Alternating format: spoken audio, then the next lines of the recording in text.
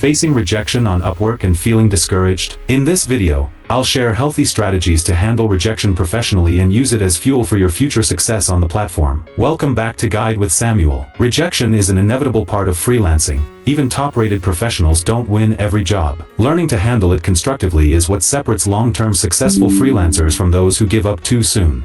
First, reframe how you view rejection. Remember that it's rarely personal. Clients are rejecting a proposal, not you as a person. They might have found someone with more specific experience, a lower rate, or simply a better connection during interviews. Don't immediately move on. Instead, briefly analyze what you can learn. Review your proposal and interview performance. Were you truly the best fit? Was your rate appropriate? Did you clearly communicate your value? This reflection turns rejection into a learning opportunity. Maintain professionalism in all communications. If a client sends a rejection message, respond politely thanking them for their time and keeping the door open for future opportunities. Many freelancers have been hired later by clients who remembered their gracious response to rejection. Focus on your long-term goals rather than individual setbacks. Successful freelancing is a numbers game. The more quality proposals you send, the more you'll succeed. Track your application to hire ratio to see your real progress. A crucial pro tip: create a system to track your rejections and their potential reasons. Over time, you'll identify patterns you can improve. Also, balance proposal activities with skill development.